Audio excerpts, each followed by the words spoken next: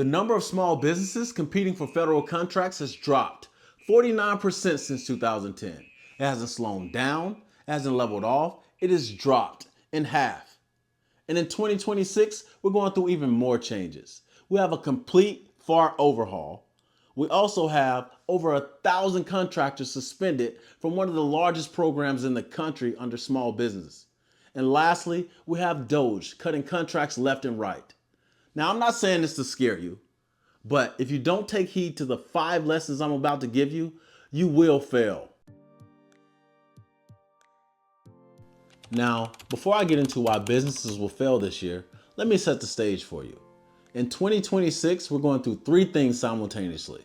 We have the FAR overhaul, which is the Federal Acquisition Regulation, the guidebook, the rule book that we as contracting officers abide by before awarding any federal contract.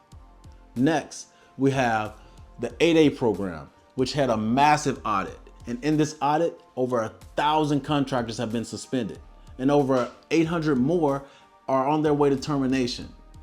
And lastly, we have the DOGE program, which has cut over 10,000 contracts. That's $71 billion in contracts cut.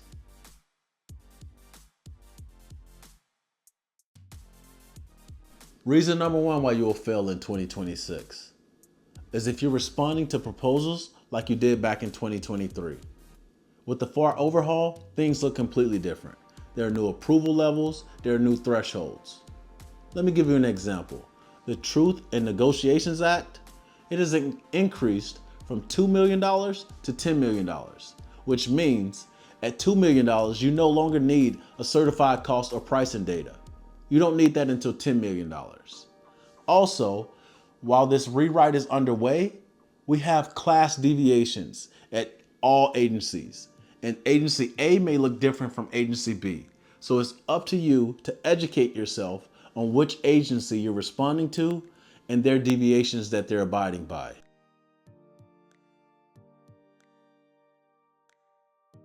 Reason number 2 why you will fail is if you're hiding behind your social economic class, thinking that a set aside will guarantee you an award.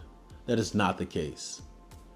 The 8A program went through a massive audit in January of 2025, and the findings were egregious.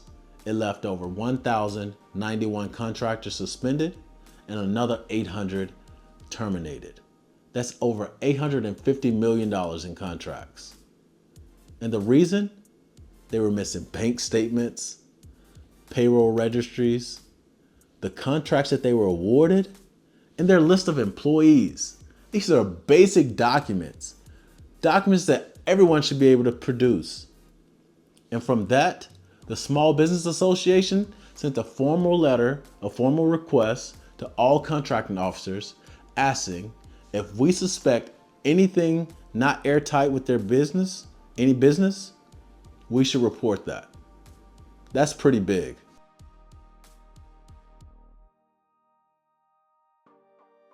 Reason number 3 is not knowing how to respond to an evaluation. Now, this isn't specifically for 2026. This is for every year. So what you want to do is understand what we are asking for in the RFP and respond to that accordingly. What I'm seeing so often on source selection boards is companies providing a capability statement. We don't care about your company to that degree in this particular format. What we're looking for is how you're responding to the factors and the sub-factors that are outlined in the solicitation. So you're spending 2-3 weeks on something that we're looking at for 45 minutes. It needs to be clear and concise on what these responses are to these factors and sub-factors. Otherwise, you're eliminating yourself. And this is keenly important because competition is shifting. There's an opportunity there for you to win contracts at a higher rate if you only just pay attention to the things that you can control.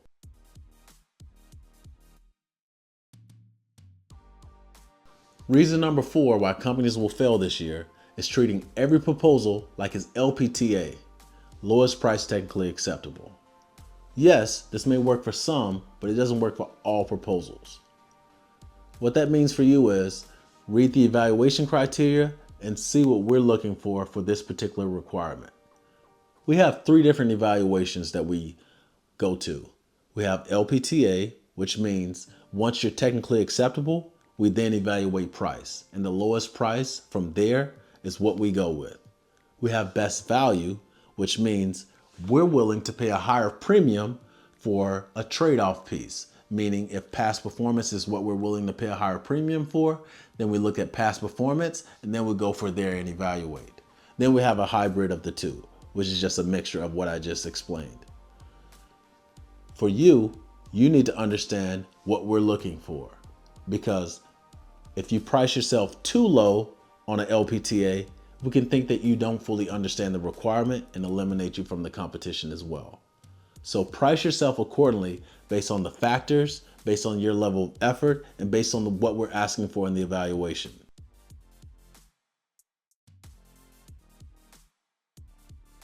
Reason number 5 why companies will fail this year is not positioning themselves where the money is. Under DOGE, there have been massive cuts to contracts. We can no longer award DEI or non-essential IT consultant. What you can do is attach yourself to contracts that actually win, that actually have a chance. These are defense, cybersecurity, veteran services, IT modernization, energy infrastructure, and border security. Now, I know you're thinking, I have no experience in this. What you can do, you can attach yourself to large businesses as a subcontractor, and this puts yourself in a better position. Also, as the federal government, we do not rate negatively for non-past performance. So these type of things will get you the contract awards that you're looking for.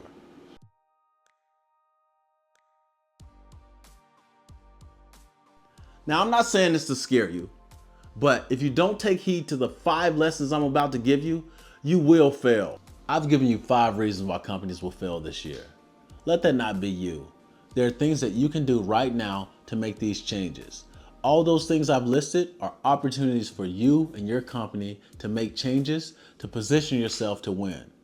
As I mentioned before, competition is limited here in 2026 due to all the massive cuts. But that's more reason for you to get out there and win a contract.